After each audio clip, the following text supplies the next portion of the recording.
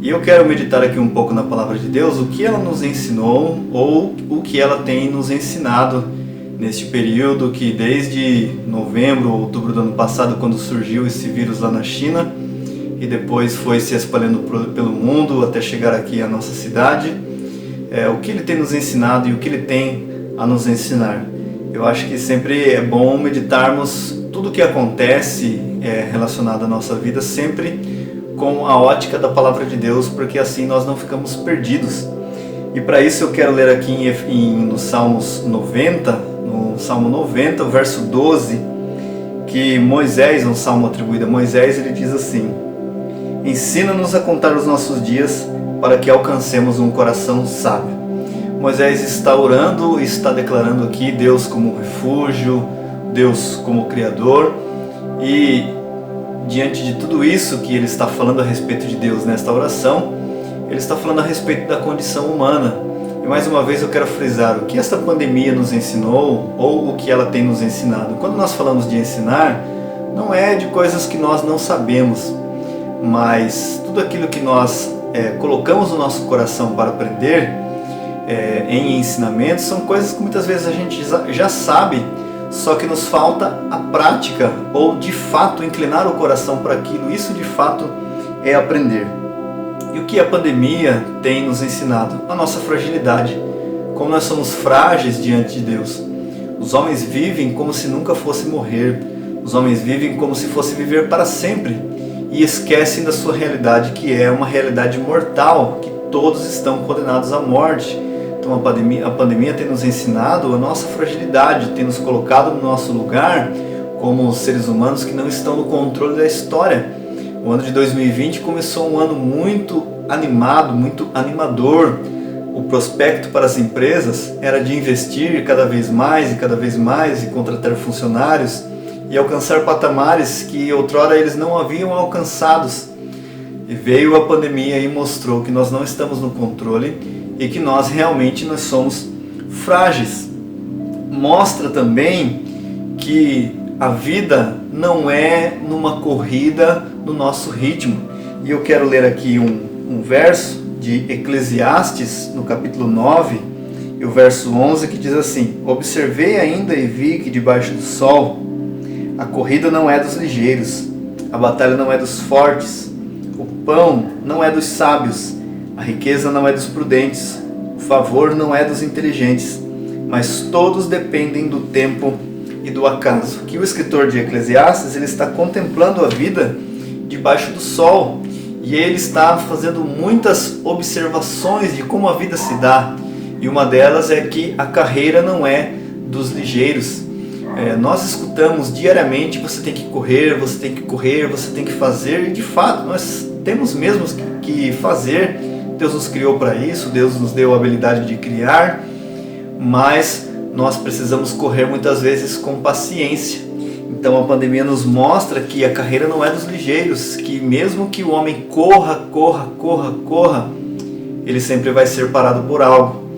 E isso é importante notar, que muitas vezes nós nos utilizamos desta expressão e é muito comum nós ouvirmos as pessoas falarem: eu não tenho tempo.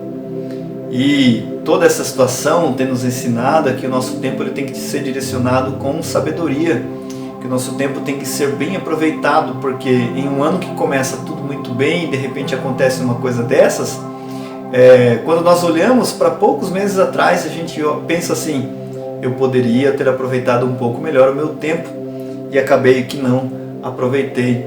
E a morte, infelizmente, tem ceifado milhares e milhares de vidas. Nós estamos em alguns lugares do nosso país, é sabido de todos, um afrouxamento da quarentena. Mas está aqui uma lição que Deus tem nos ensinado através de toda essa situação que está ao nosso redor. A outra coisa que a pandemia tem nos ensinado é a importância dos relacionamentos.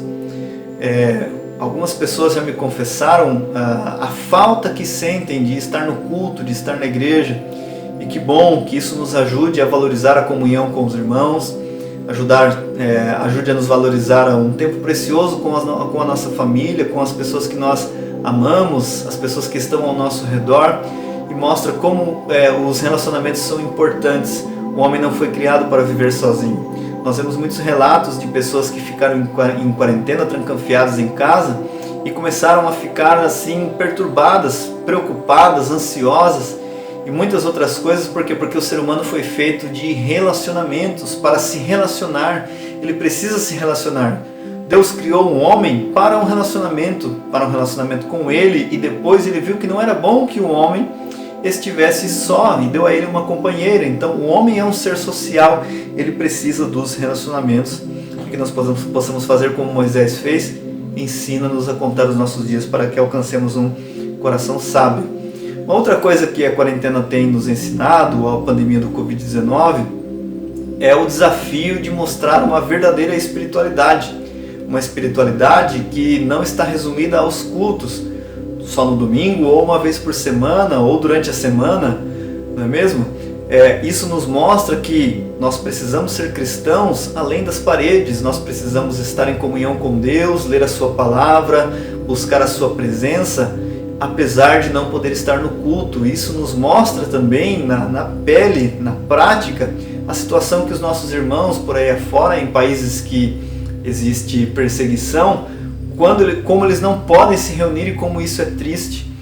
E que Deus nos ajude, não somente neste período, mas assim, quando tudo se normalizar e essa doença passar, nós mostremos a nossa espiritualidade dentro dos cultos e fora dos cultos, valorizando a comunhão, valorizando a leitura da palavra, o que nos leva para uma outra coisa: a importância do culto doméstico. Nós não temos esse hábito em nossa cultura, na cultura das nossas igrejas no Brasil. Eu acredito que são muitas poucas pessoas que realizam esse tipo de atividade, mas isso nos ensina que é importante falarmos a palavra de Deus para nós mesmos, pregar para o nosso coração e também para o coração da nossa família, lendo uma palavra, intercedendo pela situação deste mundo, pela situação da igreja, intercedendo pela vida da nossa família. Eu escuto as pessoas falando: poxa, ficar em casa com a mulher e com os filhos é muito ruim. Não, isso não deve ser ruim, isso deve ser uma alegria para nós, o que nos aproxima de Deus, e ver como a família é um tesouro precioso que Deus deu para as nossas vidas. Outra coisa é a nossa capacidade de criar e de produzir apesar das nossas limitações. Isso nos causou muitas limitações, mas Deus deu ao homem a capacidade de criar e de produzir, e muitas coisas foram feitas apesar das dificuldades, mostrando que é possível a criatividade, é possível fazer coisas para que o nome do Senhor seja glorificado. E um outro ponto muito atual e importante, que sempre foi, mas cada vez se revela mais, é a incapacidade política dos homens lidarem com a situação. Nós temos um problema de saúde e no nosso país acaba virando um problema político, governamental, da onde nós devemos aprender a seguinte lição: que a nossa força, a nossa esperança, a ajuda, ela vem do alto, ela vem de Deus, e Ele é o único Rei que governa com justiça.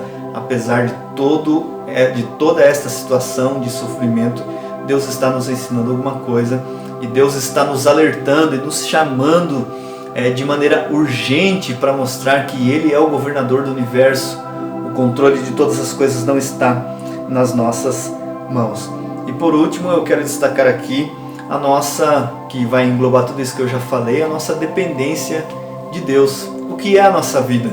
Tiago disse no capítulo 4 da sua carta, que diz que os homens não podem fazer planos. Eu vou amanhã em tal lugar, eu vou fazer tal negócio, eu vou realizar isso, mas em lugar disso, eu devo dizer: se o Senhor quiser, se o Senhor permitir, eu farei isto ou aquilo. Nossa dependência de Deus, em depender dEle para todas as coisas, não tomar decisões por conta própria, mas dependendo do Senhor. E com isso, meu irmão, eu quero convidar você a se voltar para o que Moisés diz no Salmo 90. No verso 13, também é uma oração muito atual para nós: volta-te para nós, Senhor. Até quando? Tem compaixão dos teus servos. Que essa seja a nossa oração, que o Senhor volte o seu rosto para nós, para que, como diz aqui na sequência dos versos, no verso 14, sacia-nos de manhã, pelos dias em que nos afligiste, pelos anos em que conhecemos a dor. Então, A esperança de quem está escrevendo aqui é uma esperança em meio a onde Deus está derramando juízo e tratando com a humanidade. E o maior anelo dele era que ele fosse saciado por Deus, que ele fosse saciado pelo Senhor e o Senhor o sustentasse cada dia mais. Que esta também seja a nossa oração, que o Senhor nos ajude a contar os nossos dias para que nós alcancemos um coração sábio.